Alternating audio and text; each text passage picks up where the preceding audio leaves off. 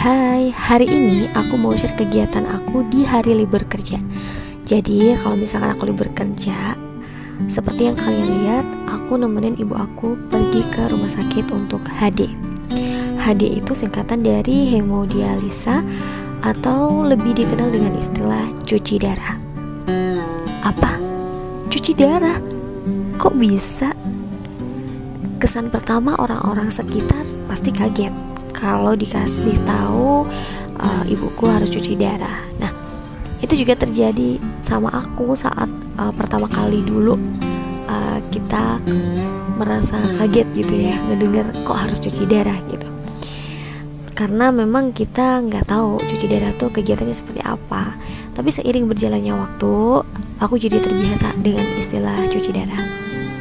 Kenapa harus cuci darah? Ya bisa, karena memang dokter yang minta gitu. Aku sebagai seorang anak hanya menyetujui karena aku nggak tahu lagi solusi buat nyembuhin sakitnya ibu aku kecuali aku manut sama dokternya.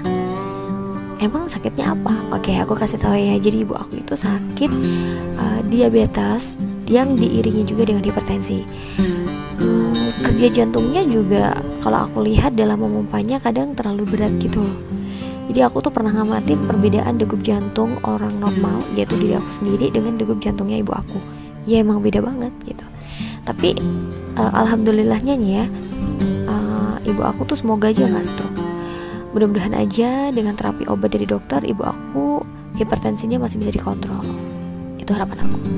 Nah, kalau indikasi daripada cuci darah itu sebenarnya bukan pada diabetes ataupun hipertensinya, melainkan pada ginjal yang sudah tidak berfungsi secara normal. Jadi ini yang biasanya orang kenal dengan istilah komplikasi. Awalnya dulu waktu ibu diabetes tuh aku kayak oke, diabetes nggak boleh makan gula, nggak boleh, kalau hipertensi nggak boleh kebanyakan garam gitu-gitu kan.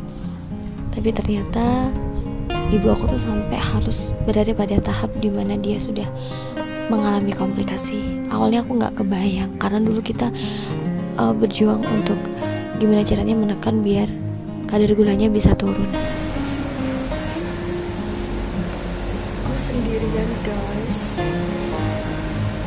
gue males di dalam jadi gue keluar. Sepi.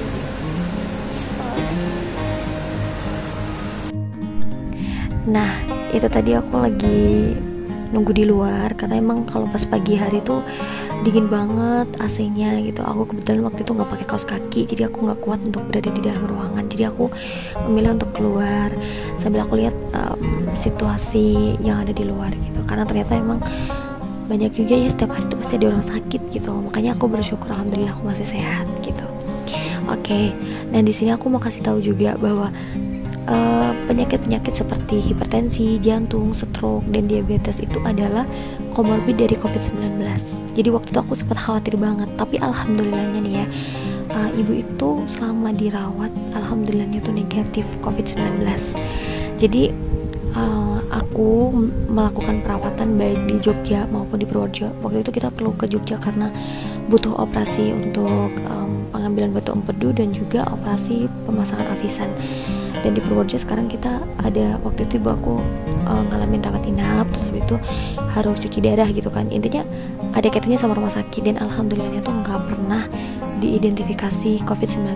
Nah ini menjadi sebuah rasa syukur karena akhirnya aku tuh bisa dampingin gitu loh. Aku sama adik aku bisa dampingin ibu aku yang lagi sakit, jadi ibu aku nggak sendirian gitu. Karena kalau misalkan sakit didiagnosa COVID-19 itu pasti nggak boleh dijenguk sama siapa-siapa, udah pasti diisolasi. Itu ya satu sisi rasa syukur yang bisa gue ungkapin. Nah terus di sini aku mau bagi-bagi nih informasi terkait dengan apa yang pernah gue baca di artikel ataupun aku ngedapetin dari dokter gitu ya. Jadi kalau kita kepingin kehindar dari penyakit diabetes, kita yang pertama itu harus rajin olahraga, minimal tuh 30 menit atau bisa dikatakan 150 menit per minggu lah, misalkan segitu. Terus habis itu kita harus membatasi konsumsi gula, di mana dalam sehari itu kalau bisa kita jangan berlebih dari 4 sendok makan peres. Terus konsumsi garam juga kita harus batasin supaya tidak melebihi 1 sendok teh beres. Kalau garam itu bisa menyebabkan hipertensi ya, tapi kalau untuk gulanya itu lebih ke diabetesnya. Terus kita harus batasi konsumsi lemak ataupun minyak dalam makanan yang kita makan, seperti gorengan ataupun santan gitu-gitu. Terus habis itu kita harus perbanyak makan buah dan juga sayur. Ini so pasti kita harus bener-bener banget ya, butuh serat gitu kan. Terus yang ada lagi, kita harus hindarin asap rokok ya, biar kita nggak sesek aja. Dan berikutnya kita harus beristirahat yang cukup supaya kita terhindar dari stres. Jadi pokoknya depresi itu harus kita hindarin. Kita harus bisa kelola stres dengan baik. So itu aja video dari gue cuma pengen nyampein itu. Mudah-mudahan kita selalu diberi kesehatan. Amin amin ya rabbal alamin. Thank you for watching. Bye.